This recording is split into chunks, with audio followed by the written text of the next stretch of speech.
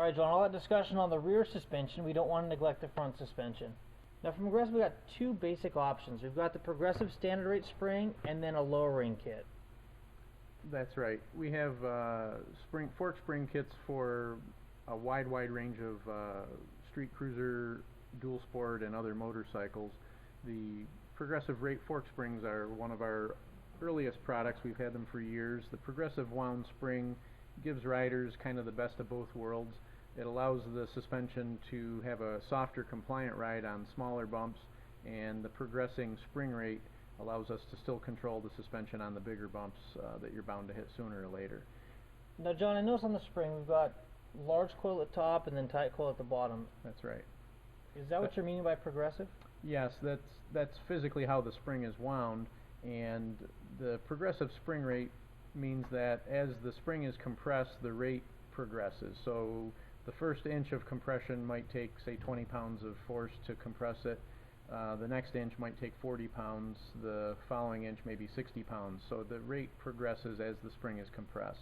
And the progressive springs do have that outward appearance of the coils being wound at wider and tighter intervals as you go down the spring. We recommend that the springs are installed with the closer wound coils up. The spring will work virtually the same either way.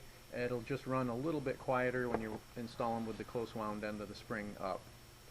Okay, now we have the lowering components here as well. So this is the standard spring that would come in any Progressive standard spring package, correct? Yes, there's a wide variety of springs, but they'll all Right. pretty much look just like that spring that you have there. The main difference between a standard height fork spring kit and a lowering kit will be these extra top out springs.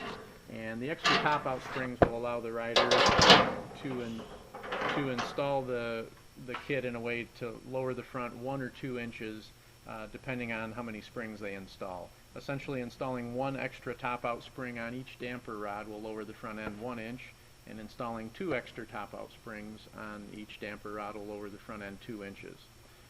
You're also going to have a PVC spacer with instructions with recommended lengths to cut to give the proper preload on the front end. So another question that we often get is fork oil. Do they use the manufacturer recommended replacement for their stock fork springs, or what do you guys recommend? It's a personal preference. It's one of the opportunities that customers have to further tune their front suspension on their motorcycles. We generally would recommend the standard weight fork oil in the standard amount, although customers can use different weights of fork oils to achieve a little softer or a little firmer ride if they so desire. So if I wanted to make my ride a little bit stiffer, what would I change it out to? If you had a motorcycle using a 10 weight fork oil, you might want to step up to a 15 weight to achieve a little more damping in the front end. And if I wanted a softer ride, I'd go the other direction. Exactly. Interesting. There you go.